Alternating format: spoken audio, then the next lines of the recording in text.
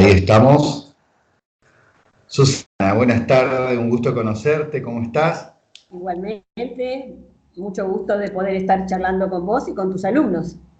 Claro, porque eso era un poco lo que te compartía, que esta impronta tiene que ver con acercar a los alumnos del último año de la carrera, que mayormente por ahí vienen con un tipo de lectura, un cuerpo teórico básico de una línea, el poder ver con ellos el abanico de posibilidades de las psicoterapias, todo lo que existe en la actualidad, y sobre todo conectarlo con personas referentes, inicialmente de distintos lugares de otros países, de distintos lugares, pero también, sobre todo, además de Latinoamérica, hacer hincapié en referentes argentinos. Y en ese caso, bueno, nos contactamos con vos para que nos puedas también contar un poco quién es Susana Signorelli y cuál es el abordaje que representa.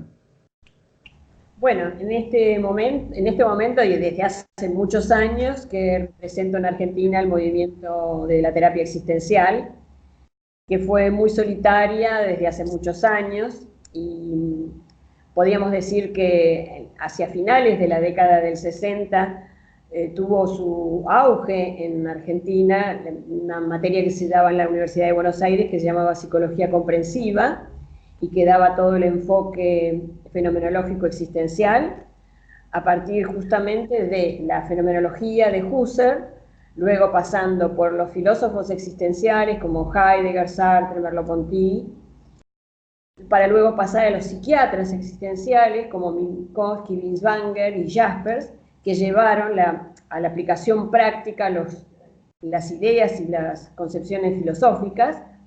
Y luego, a través de los años, nos fuimos formando un grupo de psicólogos que nos interesaba este enfoque existencial aplicado a la terapia. Y hace 10 años que formamos la Asociación Latinoamericana de Psicoterapia Existencial, que se creó acá en Buenos Aires y que reúne a países como, bueno, desde ya Argentina, Brasil, Colombia, Ecuador, Perú y México. Tenemos a su vez gente en Chile, gente en Uruguay, con la que también estamos conectados, y pudimos hacer en mayo de este año el segundo Congreso Mundial de Terapia Existencial, donde reunimos a más de 30 países en Argentina. Entonces, lo que empezó siendo algo muy minoritario, también lo es minoritario en el mundo. Sin embargo, Argentina tiene una gran presencia en el mundo sobre la psicoterapia existencial. Susana, en esto que vos compartías, surge la iniciativa de ustedes, un grupo que comienzan a hacer la conexión con otros lugares, con otras personas, surge como un grupo de estudio a nivel académico. ¿Cómo surge este movimiento en la Argentina? En la Argentina fue Pablo Risco, titular era profesor adjunto, mejor dicho, de la Cátedra de Psicología Comprensiva, que un grupo de alumnos nos empezó a interesar otra cosa que no sea lo que se enseñaba en aquel entonces en la facultad, y empezamos a juntarnos, a pedirle a él como profesor adjunto y a otro, al profesor titular que era Felipe Cía en aquel entonces, y nos empezamos a juntar los días sábados a estudiar existencialismo. Mientras hacíamos la carrera, porque era una de las materias más o menos entre segundo y tercer año de la carrera estaba. Y así se formó, digamos, este primer grupo, que luego, bueno, cada cual siguió haciendo, bueno, terminó su carrera, empezó con sus trabajos, y luego pasó por, te diría, por una época como de oscurantismo, porque estábamos perdidos, cada uno seguía estudiando por cuenta propia, hasta que, bueno, nos empezamos a formar nuevamente. Pablo empezó a dictar cursos por su cuenta sobre terapia existencial y así nos fuimos juntando otro grupo de gente con el que hoy en día estamos muchos conectados. Por ejemplo, en Buenos Aires en Buenos Aires Cava, quiero decir, somos 4 mujeres.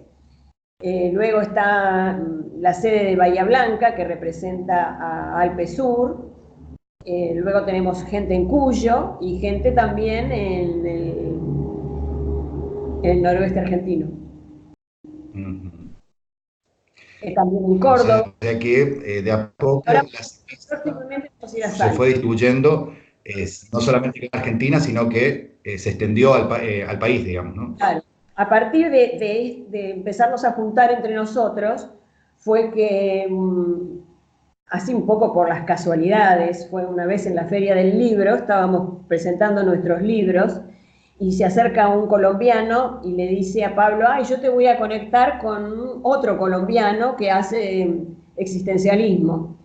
Y en ese congreso al cual nos invitaron, conocimos a la gente de Brasil y a su vez conocimos a gente de otros lados, y así empezó a juntarse el grupo de Latinoamérica, hasta que en el año 2010 se crea ALPE en Buenos Aires, en un congreso que hicimos nosotros acá.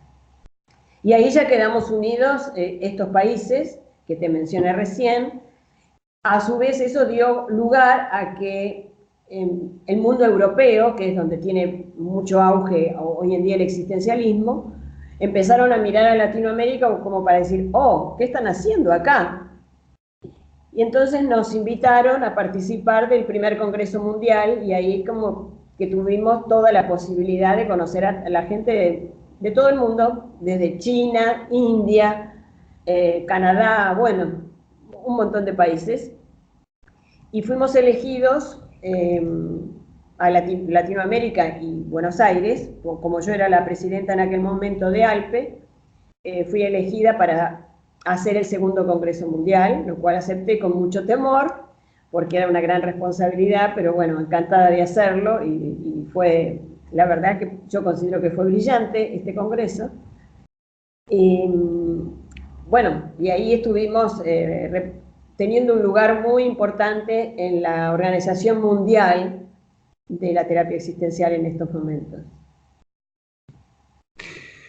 Si tenemos que presentar a los chicos, o sea, sabiendo este recorrido, yo te decía que están en un cuarto año, que vienen con un cuerpo teórico de una sola línea, fundamentalmente, ¿qué aportaría o qué aporta el abordaje existencial como terapia o psicoterapia? Bueno, creo que un punto básico es considerar la relación terapéutica como un encuentro. Desde la filosofía, Martin Buber hablaba de la relación yo-tú y de la relación yo-ello como una relación objetivante o como una relación donde el otro es objeto de mi amor, si se quiere. Entonces, el otro se convierte en un tú. Y si es tú, como decía Buber, es un tú de mis desvelos, de mi preocupación, de mi dedicación. Y donde tú tienen la misma eh, posibilidades como seres humanos. Nos igualamos como seres humanos. Entonces es una relación donde lo que vale, lo que va a producir las modificaciones, va a ser ese encuentro humano entre terapeuta y paciente, donde no estamos objetivando, sino que estamos en una intersubjetividad, de la subjetividad del otro y la subjetividad mía se ponen en juego permanentemente. A lo mejor suenan palabras un poco rimbombantes, si se quiere, pero fundamentalmente la relación está en eso. Minkowski la llamaba la relación en segunda persona, justamente por el tú, y donde entre tú y yo, hacemos, en ese entre nosotros, construimos la relación, y esa relación de diálogo va a permitir que en el transcurso del tiempo, ¿no es cierto?, se vayan sedimentando los afectos, se vayan conociendo uno al otro, y eso le permite a la otra persona ampliar sus posibilidades en el mundo. Y donde hacemos mucho hincapié es en la libertad y en la responsabilidad de cada acto humano. Donde hacemos que la persona Eh, que viene a consulta no esté buscando siempre quién tiene la culpa, si la tiene él o la tienen los otros, sino que se haga cargo de sus propias elecciones. o sea, podemos decir como filosófica, existencial, fenomenológica que irrumpe en la visión del hombre y en lo que hace a la relación terapéutica, o sea, ese tránsito necesario como base, ¿no? Lo filosófico, la visión antropológica, y eso lleva a marcar, digamos, un itinerario en donde lo relacional y el encuentro y la posibilidad serían dos conceptos fundamentales a la hora de hablar de la relación terapéutica, ¿no? Así es. Y donde, si miramos el transcurso temporal del ser humano como pasado, presente y futuro, la terapia existencial hace, digamos, se crea y se fomenta en el presente, que es en la relación con el otro, con una misión, una visión hacia el futuro. Porque el hombre siempre proyecta y siempre mira, hasta su corporalidad es al frente y va hacia adelante.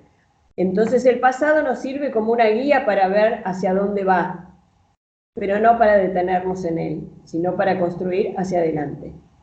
Y es más, el ser humano no solamente construye futuro para sí mismo, sino que construye futuro hasta para cuando él no esté.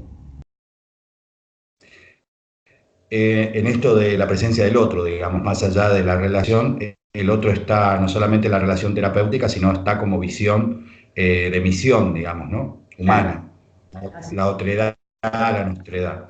En lo que hace al método y a las técnicas, ¿cuál sería el método de abordaje de la terapia existencial y si tienen algunas técnicas en particular propias?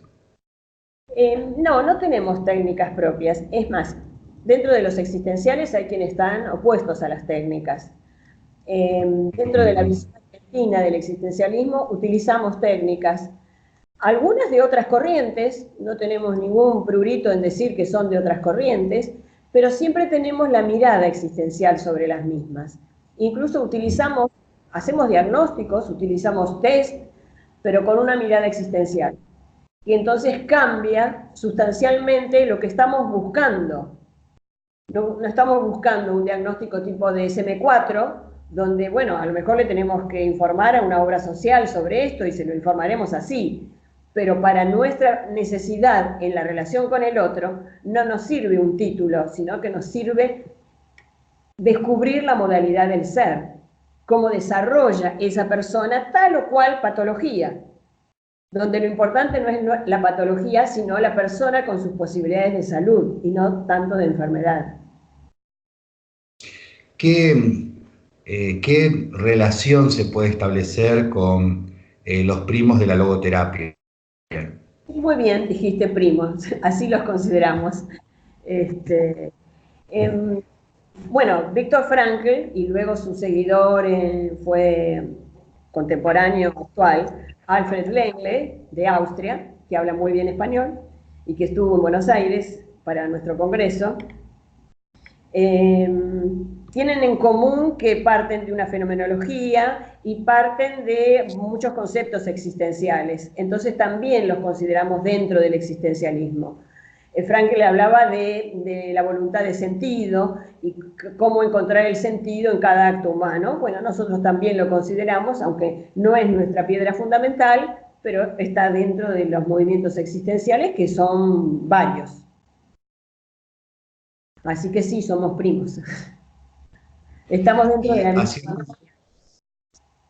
Dentro de las bases, por lo menos filosóficas, son compartidas. Los principios por ahí pueden ser compartidos. Sí, sí, sí. Y con otros abordajes como la sistémica o la cognitiva de segunda generación, ¿hay alguna relación? Porque, por ejemplo, y Beck hablan de diálogo socrático, y por ejemplo la terapia centrada en las posibilidades parte del presente hacia el futuro y habla de excepciones y posibilidades. Ahí habría como una relación. Después también nuestro amigo Carl Roger, la terapia centrada en la persona. ¿Hay relación entre ellos? Suelen... Bueno, las otras ¿Cómo lo corrientes, ves? si bien no son existenciales, pero hay puntos en común, también con la psicología positiva. Hay, Ajá. hay puntos en común. No estamos demasiado vinculados con esas otras corrientes, las conocemos, sabemos que existen y sabemos que hay muchos más puntos en común que con las corrientes psicoanalíticas tradicionales. Porque justamente, también con la Gestalt, ¿no es cierto? Estamos hablando del presente, estamos hablando de relación. Así es. O sea, digamos que la nueva visión que se está teniendo ahora tiende a esta otra concepción, que es una concepción más humana y más de presente y futuro que de pasado. El pasado es una luz para el futuro. Bien. Cuando hablábamos con otros representantes de otras teorías, pero que estaban en Latinoamérica, yo les comentaba, les consultaba si podíamos comenzar a pensar todo el contexto propio que tiene Latinoamérica y que la mayoría de los abordajes son o relacionados a lo anglosajón o sea, Europa, Alemania, a Francia. Pensar así como hoy se habla de la teología de la liberación, se habla de la psicología de la liberación o una psicología latinoamericana, ¿se podría pensar una psicoterapia latinoamericana? Ojalá, me gustaría mucho que así sea y que tenga voz en el mundo esto. Me parece un poco difícil construirla porque dentro incluso de cada país hay muchas visiones psicoterapéuticas y considerarlo para una visión latinoamericana es como también una empresa muy, muy grande, porque nos vamos a encontrar con muchas diferencias, incluso entre nuestros propios países, pero también tenemos una historia en común, un lenguaje en común, problemas sociales semejantes. Entonces eso hace a que muchas veces tengamos que tener una mirada incluso diferente a la de los europeos o diferente a Asia sobre cómo encarar una psicoterapia.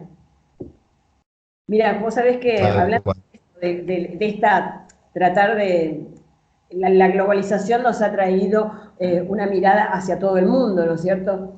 Y estaba en el primer Congreso Mundial de Terapia Existencial que se hizo en Londres. Yo estaba en una mesa con un chino y entonces empezamos era muy formal, qué sé yo, yo sentía que no me sentía cómoda en esa formalidad, ¿no? Entonces conté una anécdota para romper un poco la cosa de conferencia.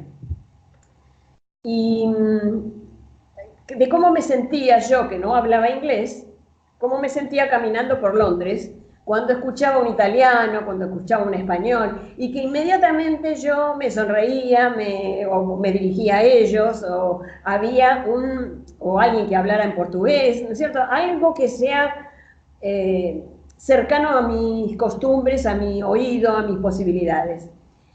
Y entonces decía lo difícil que era poder hacer psicoterapia a una persona que sea de otra cultura. Esto era mi posición. Porque a mí me había pasado esto caminando por Londres. Y entonces el chino, que estaba tan circunspecto, dijo, bueno, yo también voy a contar una anécdota, ¿no? Y entonces dijo que él había notado que allá cuando brindan, tienen la costumbre de tomar toda la bebida y luego apoyar la copa. Y que había visto que en Occidente toman un traguito y dejan la copa, y que eso es un signo de maleducación. Y entonces, bueno, ahí la gente ya se empezó a reír, a soltarse, y estas sutilezas, y hasta que pueden ser graciosas, hacen a las grandes diferencias, porque uno puede sentirse atendido. Lo bueno de este mundo que nos permite comunicarnos es salvar esas diferencias y podernos entender que si uno apoya la copa o el otro se la toma toda, no es ningún maleducado ni está ofendiendo a nadie, sino que son características culturales que las tenemos tan metidas adentro que ni sabemos que las estamos haciendo ni que provocamos en el otro. Porque yo creo que es la visión de todos. Exactamente. Yo creo que el gran aporte, más allá de que uno, por ahí como lectura, a mí hay un autor que me encanta, que es español, que se llama Laín Entralgo, Ah, y tiene sí, un libro fantástico que se llama La realidad del otro, sí, y un capítulo que habla de la proximidad, ¿no? sí, Y sí, entonces yo creo que es el punto de inflexión, más allá que haya venido de parte del cristianismo, de, de una parábola del buen samaritano, que el samaritano amigo, ¿no? Del hebreo en ese momento, era lo opuesto, el diferente como opuesto, como enemigo. claro. Entonces, esto creo que para Occidente, porque siempre creo que hay diferencias de procesos en Oriente y Occidente. Para Occidente esto fue la incorporación del prójimo, de la proximidad, el próximo diferente, no un otro yo, sino un diferente a mí, es verdaderamente cuando se entiende y se lo lleva al acto presencial del abordaje terapéutico, produce la terceridad. Y esa terceridad es la que verdaderamente nos posibilita el momento de la novedad o la creación de lo nuevo. Ujú. Entonces, esto que vos decís de comenzar a convivir con la diferencia y poder escuchar las diferencias y poder incorporar las diferencias, nos lleva como encuentro, contra, como confrontación, a la posibilidad de una terceridad que nos enriquece a todos. Creo que ese es el aporte que uno puede ver del camino existencial, por lo menos, y del camino de los abordajes filosóficos, y por eso me parece que mi percepción que tienen en común con algunas de las terapias llamadas post-estructuralistas es que hablan inicialmente de una práctica filosófica, de Claro. una posición, y que lleva consigo a un abordaje, una perspectiva diferente. Sí, ¿no? Es salirse un poco de la postura médica, en este sentido de diagnosticar y de indicar un tratamiento, a una visión antropológica del ser humano. Tal cual. Bueno, Susana, te agradezco muchísimo por este tiempo. Hoy es domingo, para que sepan los chicos, así que es de tu tiempo que nos regalás. Y bueno, espero que sea el comienzo de otras comunicaciones y como te decía, ver si el año que viene podemos continuar con algo así. Por acá, por el norte, van a estar en algún momento, tienen programado algún encuentro. Mira, tengo que hablar con Javier, que es nuestro representante allá en Chaco, bueno, Chaco, Corrientes, toda la zona. Y encantada, yo ya he ido a Chaco a dar charlas, así que encantada de poder ir y conversar con tus alumnos también. Bueno, bueno, Y cualquier cosa estamos en contacto, te mando un abrazo grande. igualmente Siempre para es bueno, por ahí se corta, tiene un delay. Por ahí es, como te compartí antes de grabar, lo importante es eh, ser impulso para que los chicos puedan, digo los chicos, los cuasi psicólogos o los futuros psicólogos puedan conocer que hay otras posibilidades, que digamos no se agota en una teoría y que quizá nuestra mayor responsabilidad como futuros psicólogos para ellos o como abordaje terapéutico es tratar de incrementar nuestra caja de herramientas con la mayor cantidad posible de elementos que sirva para brindar el mejor servicio posible a aquellos que se acercan a nosotros por algún tipo de sufrimiento, ¿no? Entonces, bueno, esto es un posibilitador para que puedan conocer y comenzar a dialogar con otras teorías como es el abordaje existencial. bueno, muchas gracias por esta oportunidad para acercarme a otros argentinos de otros lugares del mundo. Gracias. Bueno, un gusto, termines bien el día y seguimos en contacto. Bueno.